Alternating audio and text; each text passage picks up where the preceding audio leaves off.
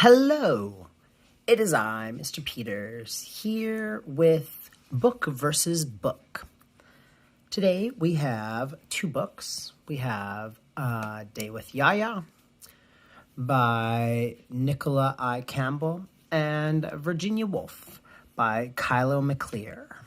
So we're going to start with A Day with Yayah.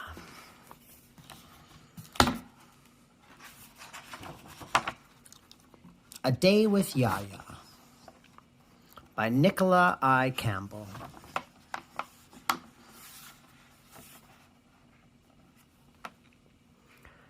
Yayah and Nikki were busy tanning deer hides just as the rainbow glimmered across the sky. Jasmine Pookins and Lenny came to visit from next door. "My Shechem," Yayah asked, "tell me which plants are ready in the springtime." "Hey, Q is wild rhubarb, and Sweetie is wild celery," said Jasmine. "And they pronounce Haku and Teswita," added Nikki. "Don't forget potatoes and lightning mushrooms," said Lenny. "Yayah, what are they called in our language?" "Lightning mushrooms are called yixitin, and wild potatoes are called tetuin," Yayah answered. "Yes, you're right. Pronunciation is very important. Tatuin and Nkiaxquin," and they practiced saying the X sound as though clearing their throats.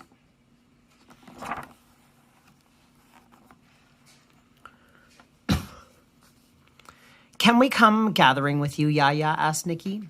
"My Shechem, you have each said you don't like to eat mushrooms, but we love gathering with you, Yayah," Lenny and Jasmine exclaimed. "Shechem means children," Nikki said, carefully pronouncing each syllable. Every day, the children learned new words, and Shechem was yesterday's word. Yayah quickly phoned their parents and packed lunch for everyone. Nikki's braids were poofed out everywhere. "Oh my goodness, Nikki, your hair is a mess," said Yayah, rebraiding her hair. Then she put a scarf on Nikki's head. Yayah wore a scarf too. Her braids were long and silver.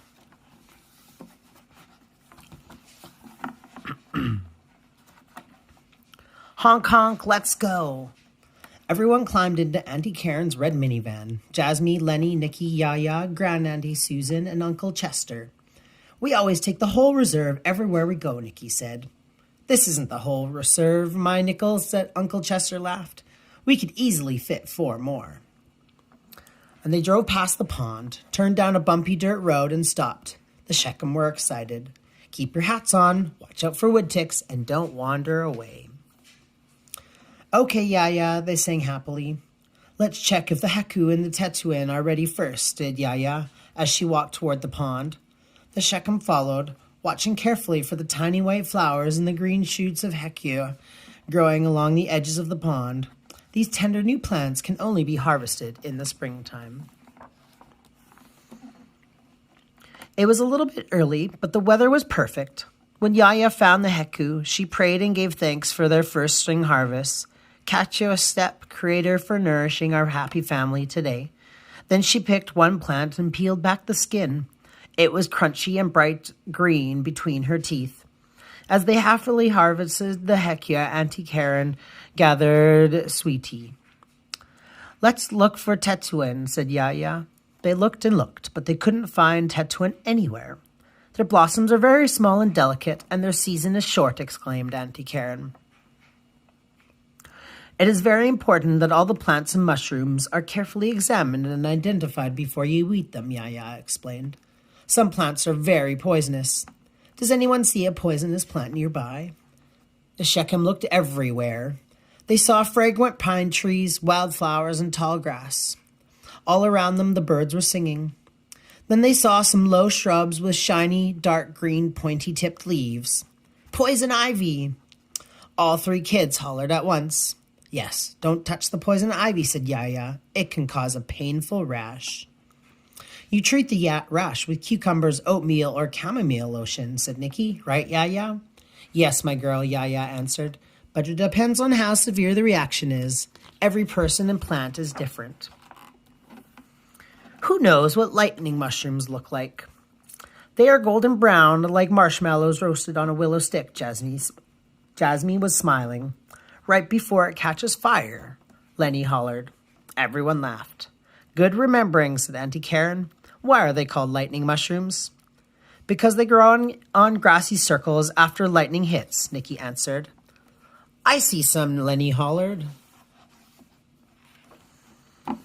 The kids raced to each spot. Each of the Shechem took a pinch of tobacco for an offering, kneeling down and said, Catch sweat, Creator, for feeding our loved ones today. Then Jasmine sliced the base of the mushroom and held it up for everyone to see. Who can tell me the name of this plant, said Yayah, pointing to a patch of bright yellow flowers on the hillside. That's a sunflower, responded Lenny. Shockham. They are also called yellow arrowleaf balsa root, said Nikki, as she looked at the leaves in the stem.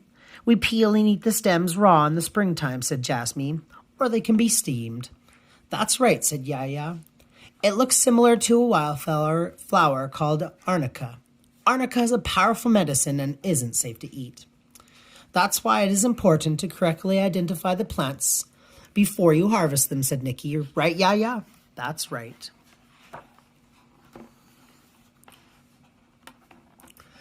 Pointing at a bush by the creek, Yayah asked, And what kind of bush is that? The kids looked closely at the leaves, and Lenny picked up a dried furry berry.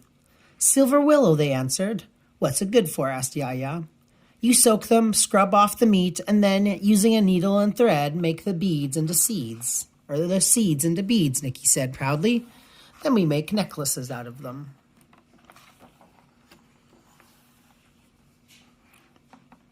What a beautiful day. In our language, quack means beautiful. Today we will learn the word, said Yayah. Quackwamt. The children sounded their new word. The QW sound is made at the back of your throat. Quackamet is a beautiful day, said Nikki. I'm hungry, said Lenny, and Jasmine Pookins. Me too, agreed Yayah. They found a good log to picnic on. She hollered, Taxum, lunchtime. Lahashahan, Nikki hollered.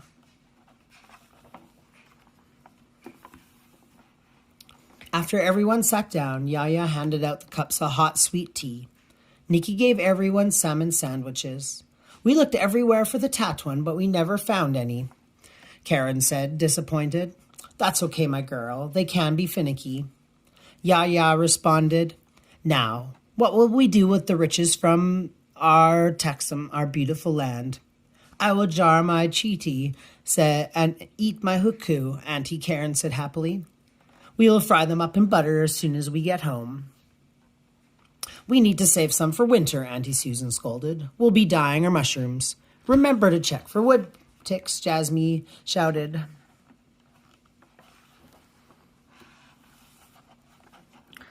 I wish lightning mushrooms tasted like roasted marshmallows, said Nikki. Me too, Lenny agreed, holding up the biggest golden mushroom of all.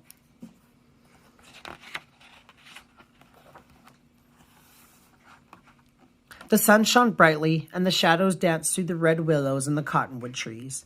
The owl flew low overhead. The breeze was cool with the warmth of spring. The Shechem happily greeted their elders with the food they had gathered. The end.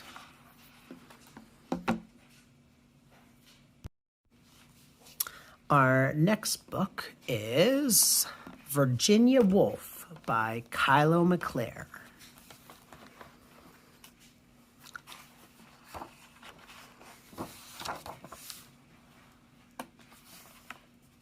One day, my sister Virginia woke up feeling wolfish. She made wolf sounds and did strange things. She painted her picture. When I painted her picture, she growled, Vanessa, don't! When her friends rang the doorbell, she moaned, I'm not home. She scared everyone away. Don't wear that cheerful yellow dress. My favorite dress. Don't brush your teeth so loudly. She even told a bird to stop that racket. She was a very bossy wolf.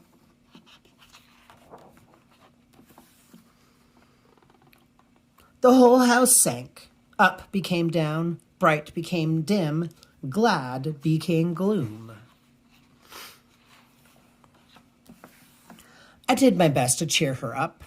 I offered her treats. She wolfed them all down, but it made no difference. Nothing pleased her.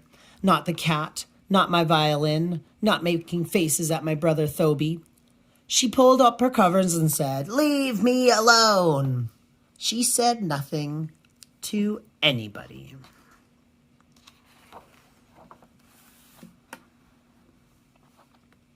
I lay down beside her on the bed. We were two quiet lumps under the blanket.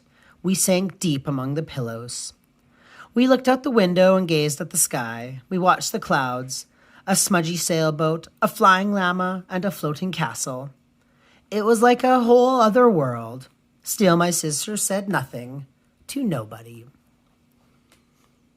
After a while, I said, "There must be something that will make everything feel better." I said, "Please, Virginia." I said, "Say something." She finally replied, "If I were flying right now, I might feel better." "If you were flying, where would you like to go?" I opened her atlas and named a few places. Paris, Tokyo, Mexico City. "No, no, no," she said. "If I were flying, I would travel to a perfect place. A place with frosted cakes and beautiful flowers and excellent trees to climb and absolutely no doldrums." "Where is that?" I asked. She thought for a moment and said, "Bloomsbury, of course." "Bloomsbury? Never heard of it. Is that near Burlington?" She shook her head and sighed. "Buffalo," I said. "I don't think so," she growled, slipping under the covers. I flipped through her atlas, but found no Bloomsbury, no perfect place. I didn't tell my sister, but I had an idea. I found my art box and a stack of paper and tiptoed around the room while my sister napped. I made a garden. I painted trees, strange candy blossoms and green shoots and frosted cakes. I painted leaves that said hush in the wind and the fruit that squeaked. And slowly I created a place called Bloomsbury. I made it look just the way it sounded.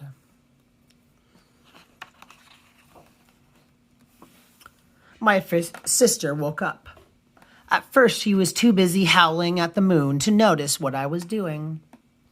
I painted a swing and a ladder that reached up to the window so that what was down could climb up.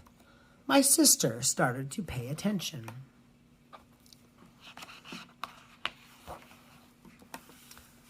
I brought the outside inside. I painted floating petals that looked like confetti. My sister stood up and helped. She said wolves like to wander around, so we painted a field with a big roaming space.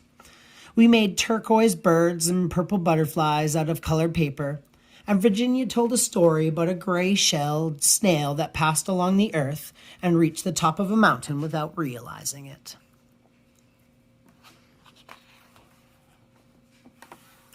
The whole house was lifted. Down became up, dim became bright, gloom became glad. When we were done, it was past midnight. Everyone slept soundly.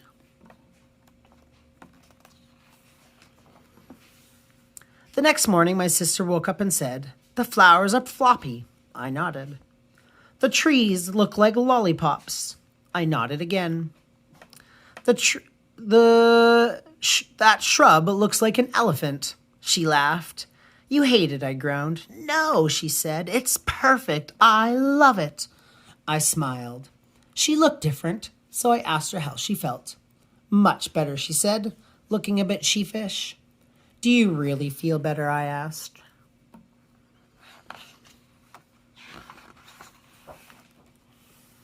"Yes." She smiled and took my hand.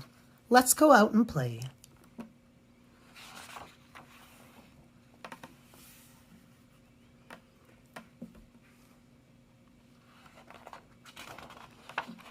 The end.